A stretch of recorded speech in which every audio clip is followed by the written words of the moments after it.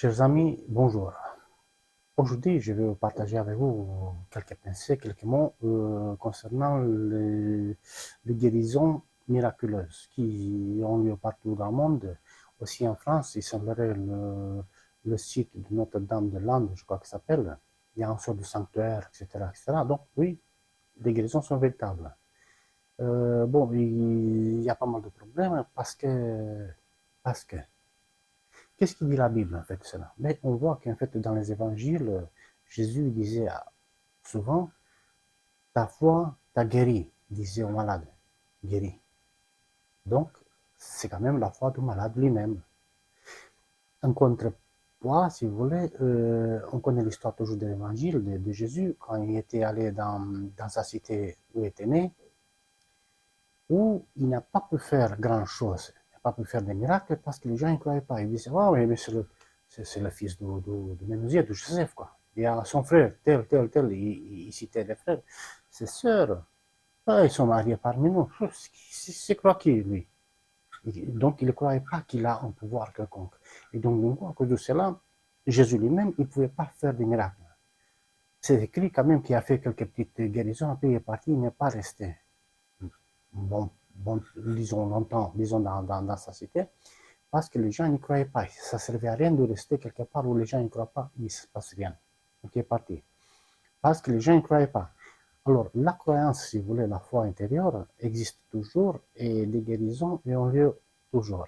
Il me semble que, donc je n'ai pas d'informations précises, mais juste comme ça, sur le site Notre-Dame-de-Landes, je crois qu'il s'appelle, je crois. Voilà, c'est un site où il y a lieu de guérison, ça. C'est un site touristique, il y a une sorte de sanctuaire, tout ça, donc vous savez mieux. Voilà, moi je suis étranger, pour moi, j'ai jamais été d'ailleurs. Je crois qu'il doit y avoir environ 1 million de pèlerins, de visiteurs chaque année. Sur 5 millions de visiteurs, il peut y avoir 4-5 guérisons, je crois. Donc il y a en moyenne de 1 sur 200 000. À dire, il y a une guérison sur 200 000 pèlerins, ça veut dire qu'il y a seulement un seul qui a la foi pour guérir et qui peut guérir. Donc on se rappelle ce mot, ta foi t'a guéri, dit par Jésus lui-même. Alors est-ce que c'est ok, est-ce que c'est bien, est-ce que c'est pas bien, c'est quoi ça? Puisqu'il y a une guérison, il y a ce miracle, prouvé par la suite par les médecins. Mais en fait non, il y a une grosse erreur. Pourquoi? Parce qu'en fait c'est un temple idolâtre. C'est un sanctuaire idolâtre. Donc, il y a des icônes, il y a des statuettes, il y a des crucifix, il y a toutes sortes de choses. C'est de l'idolâtrie. Et les pèlerins, ils vont, et ça ne se passe rien. Ils attendent que les idoles les guérissent. L'idole appelée Jésus crucifié, les autres idoles, la Sainte Vierge avec l'enfant et tout ça, sont des idoles. L'idole ne peut rien faire. Mais un sur 200 000, il y a la foi intérieure qui le guérisse. Alors, on prend celui-là qui guérisse et une fois que c'est confirmé, on donne toute la gloire de Dieu, dans ces cas de guérison miraculeuse, aux idoles, aux statuettes. On peut dire que c'est la Sainte Croix qui l'a guéri, c'est la Sainte Icône qui l'a guéri, la Sainte Vierge. Et tous ces mensonges, c'est pour de l'idolâtrie. C'est encore pire que cela parce qu'en fait, on prend la gloire de Dieu et on le donne aux idoles. Et les idoles, ils ne peuvent rien faire. Alors, chers amis, soyez éclairés, soyez intelligents, réfléchissez par vous-même. Tous ceux qui ont construit le lieu, ceux qui l'ont décoré avec des idoles, des icônes, des crucifixes et tout ça, qui sont tout aménagés. Ceux qui vont chaque année, ils vont là-bas. Et même ceux qui sont guéris, ils vivent le miracle, bah, ils iront profondément dans l'enfer.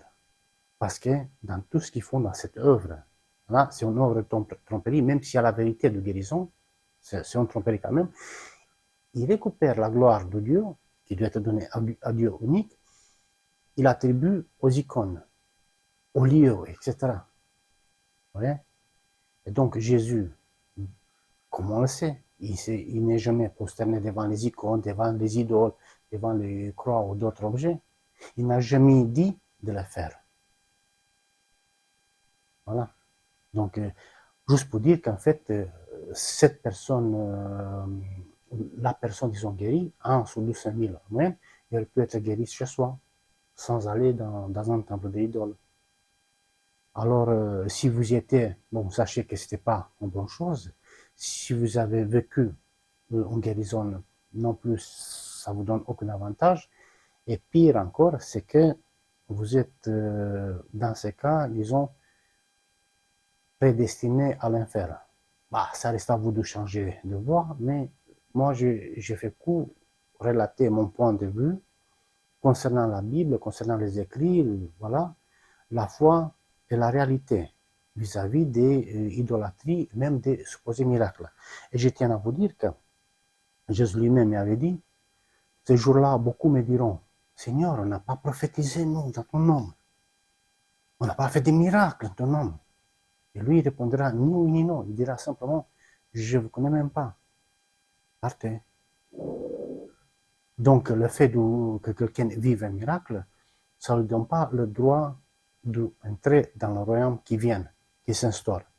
Visitez ma chaîne, vous saurez plus, parce que j'ai des vidéos plus courtes sur certaines choses, des révélations, des visions, toutes les choses qui arrivent. N'hésitez pas à poser des questions ou de donner votre avis dans les commentaires. Jusqu'aux prochaines vidéos, moi je vous dis à très bientôt. Salut!